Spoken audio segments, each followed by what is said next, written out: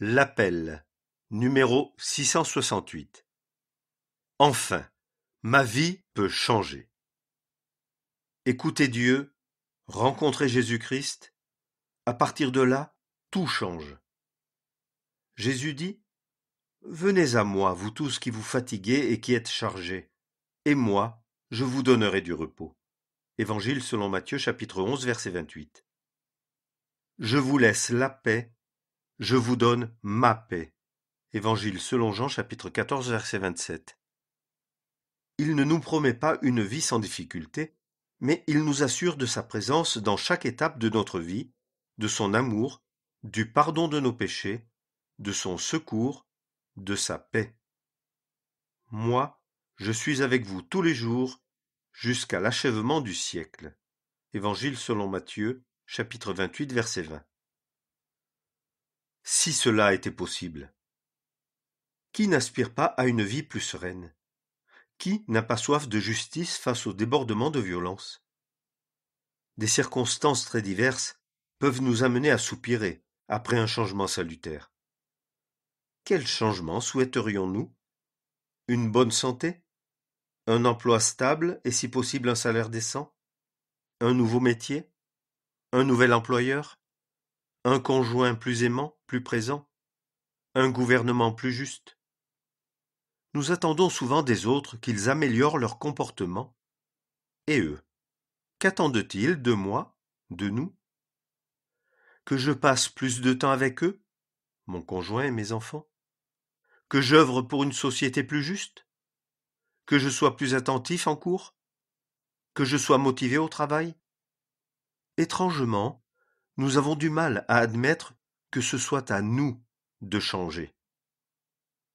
Un terrible constat. Depuis des millénaires, la Bible nous révèle que même dans les circonstances les plus favorables, voire idéales, l'homme n'est jamais parvenu, par lui-même, à réussir sa vie, ni à maintenir durablement la paix et la justice sur la terre.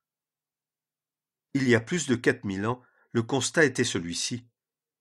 Et l'Éternel vit que la méchanceté de l'homme était grande sur la terre, et que toute l'imagination des pensées de son cœur n'était que méchanceté en tout temps. Et la terre était corrompue devant Dieu, et la terre était pleine de violence. Livre de la Genèse, chapitre 6, versets 5 à 11. La Bible nous prévient qu'en dépit de tous les progrès, les conditions de vie sur terre ne s'amélioreront pas. Elles se dégraderont de plus en plus, jusqu'à ce qu'arrivent les jugements et la fin du monde. Il surviendra des temps fâcheux.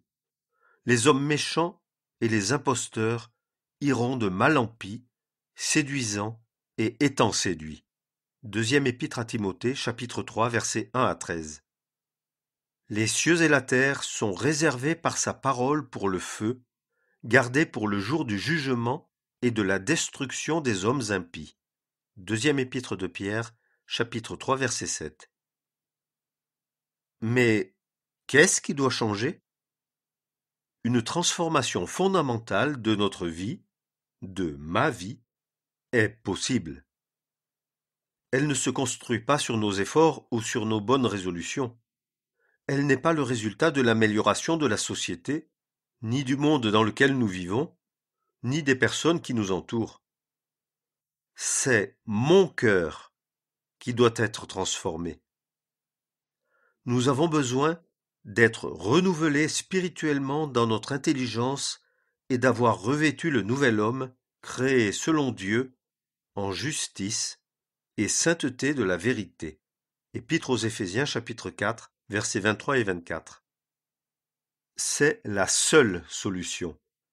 Elle blesse peut-être notre orgueil, mais elle entraînera des conséquences bénéfiques et merveilleuses sur notre vie personnelle, notre vie de couple, notre vie de famille et sur nos relations en société. Repentez-vous donc et convertissez-vous pour que vos péchés soient effacés, qu'ainsi des temps de rafraîchissement puissent venir du Seigneur. Livre des Actes des Apôtres, chapitre 3, verset 19.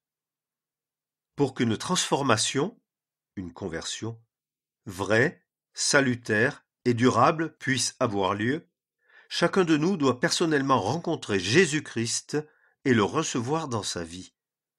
Ce n'est pas un mouvement collectif. Il ne s'agit pas non plus de s'engager dans une religion, ni de se conformer à des règles. Comment est-ce possible? Je rencontre Jésus-Christ lorsque je lis la Bible. Le premier pas, c'est écouter ce que Dieu me dit au sujet de son Fils Jésus-Christ. Dieu a tant aimé le monde qu'il a donné son Fils unique afin que quiconque croit en lui ne périsse pas, mais qu'il ait la vie éternelle. Évangile selon Jean, chapitre 3, verset 16. Dieu a ressuscité d'entre les morts Jésus, notre Seigneur, lequel a été livré pour nos fautes et a été ressuscité pour notre justification. Épître aux Romains, chapitre 4, verset 25. Recevoir Jésus-Christ, c'est croire qu'il est le Fils de Dieu. C'est croire que son sacrifice me purifie de tous mes péchés. C'est croire que son amour pour moi est infini. Recevoir Jésus-Christ, c'est accepter que par moi-même je ne peux pas m'améliorer, mais que lui seul est la réponse à toutes mes attentes. C'est en m'appuyant sur Jésus-Christ que je peux commencer une nouvelle vie. Il la remplira de sa paix, de sa joie, de son amour. C'est ainsi que des transformations concrètes se produiront dans ma vie et dans mes relations avec les autres. Oui, nos vies peuvent changer réellement et s'épanouir durablement. Recevons Jésus-Christ dans nos vies. Confions-lui notre avenir. Pour vous permettre de découvrir ce sujet, une Bible sera envoyée gratuitement et sans engagement sur simple demande via notre site internet.